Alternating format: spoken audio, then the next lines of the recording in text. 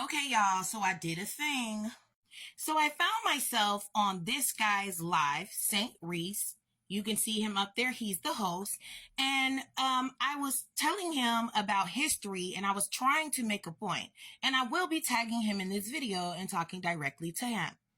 So, sir, okay, basically, y'all, I got on the panel and I was talking about the Black Panthers because one of the other panelists has sparked my mind in mentioning the 1970s and how close the community was, et cetera, right? But that's the rose-colored glasses way to look at history. And as y'all's resident historian who literally went to school for human services and history, but whatever, okay, that's not a clear view of history, right?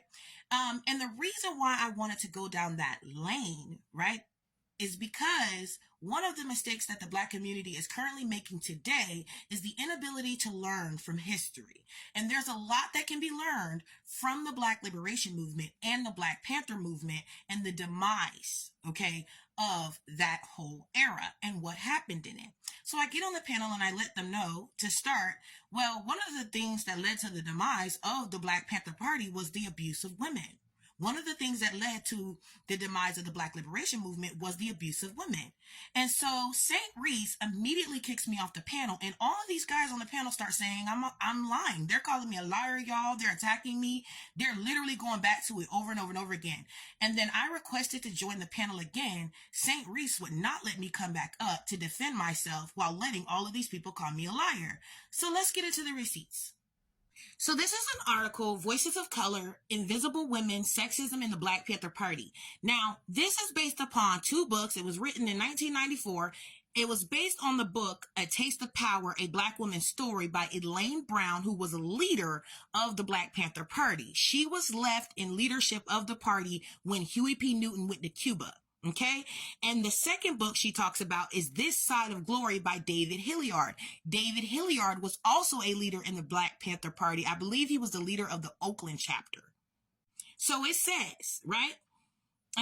Their books reveal directly or indirectly how sexism helped destroy the Panthers. Hilliard and Brown both recount their experiences growing up Black and oppressed and learning how to survive. For them, as for many others, the BPP in its visionary 10-point program gave direction and potency to their daily fight against racism. Now, be mindful, y'all. The Black Panther Party had some really solid ideas. They had a really solid way of executing those ideas, but they also had some dirt and some tea all up in it too. So what happened? Brought down by disrespecting women. In This Side of Glory, Hilliard, so this is the one by the Black man, relives the war waged on the party by the police and FBI, the infiltration, murders, and arrests with refreshing honesty. He lays bare the destructive internal trends fed by the government's dirty tricks that became entrenched practice, the paranoia that turned comrades against each other, the culture of drugs and gangsterism, and founding hero Huey Newton's progressive isolation and one-man rule.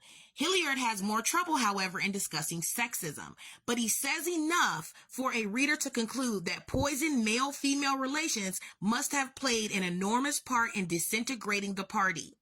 In contrast, Brown's Taste of Power vividly describes the pervasive and sometimes brutal ill treatment that female Black Panthers face, physical abuse, exploitation as sexual prizes, and workhorses in denigration of their abilities. As early as 1969, Brown realized that women would have to fight for the right to fight for freedom. By 1975, she concluded that the value of my life had been obliterated as much by being female as by being Black and poor. Mind y'all, I read both of these books, so I'm going to give you guys a little blurb after I get up off the screen. But like many Black women, Brown believed then that feminism was strictly for well-off Caucasian women and was put off by the predominant radical feminist ideology of the era. That is the idea that gender concerns are more important than race issues and that men are the enemy, not capitalism. Brown admits that she did not always speak out against female subordination in the Panthers. So what was the turning point for Elaine Brown, y'all? Okay?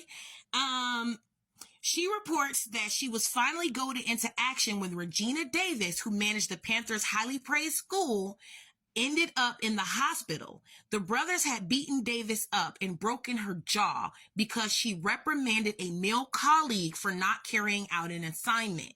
Now, I will do a follow-up part 2 video to this, y'all, and really explore Regina Davis as well and what happened. I'll also get into some excerpts of Elaine Brown's book, A Taste of Power, because Elaine literally says that how the Panthers disciplined the women and the men was by beating them. Okay? She's seen Huey P. Newton slap the piss out of Bobby Seale. They were literally ordering hits on various different members within the Black Panther organization. Huey P. Newton ordered for Elaine Brown to be disciplined, and she was whipped on her back. So the Black Panther Party also experienced significant problems in several chapters with sexism and gender oppression, particularly in the Oakland chapter where cases of sexual harassment and gender division were common.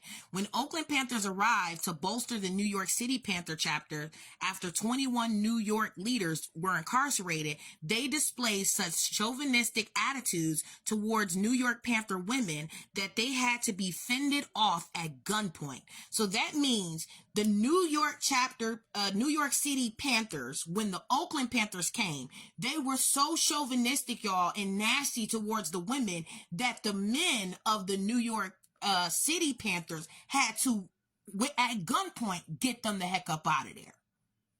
Some party leaders thought the fight for gender equality was a threat to men and a distraction from the movement. Now, the Panther women, right? An interesting thing about it all is at the height of the Black Panther Party, right? And definitely towards the end, the party ratio was 2/3 women. Okay, so the women had a lot of power, and of course the men were very concerned about this. And with that power, the women wanted to make some changes, right? They no longer wanted to deal with the sexual harassment. They no longer wanted to deal with the physical abuse. They no longer wanted to deal with the men taking credit for their work, right? Which still happens today. Because just like you mentioned in your live, St. Reese, the other guy, oh, the Black Panthers came up with WIC. No, the women of the Black Panthers came up with WIC. Okay? They came up with the free breakfast program. They came up with the child care on site program. And they came up with the Black Liberation School. All of that came from the women. And the women handle all of the clerical duties of the party as well. And to this day, they receive no acknowledgement or credit for it because y'all think the minority men were the ones who did all of this. It wasn't. It was those women, and they deserve credit for that. Now, I said all that to say, right, is that the problem that I'm seeing today, again, is that y'all refuse to learn from history, okay? And that's where my point was headed, in culmination with the conversation that Mr. St. Reese was having. Y'all are making the same mistakes that the Black Panthers made and the Black Liberation Movement made. The entire community came together and they linked because of police brutality. Right? What ended up tearing it down was not just the police, not just the FBI, not just the CIA and COINTELPRO. It was actually the stuff that was going on and the interactions that was going on in the party and how people were treated in the party, namely women. Okay? They provided a lot of the financial backbone. They provided a lot of the footwork. And they was like, yo, if this stuff don't change, we out. Right? Now, Huey P. Newton and them tried to rectify the situation. Huey P. Newton even did a speech talking about how the Black Panthers were going to link hands with the women's liberation movement, and the women's liberation movement was the next frontier. Okay? But the Black women of the party was like, nah, that's not enough just to link with us. To link with us, you got to take accountability, and y'all got to admit what was going on and what y'all was doing to these women. Huey P. Newton didn't want to do that. They wanted to cakewalk all through it. So the women was like, all right, we out.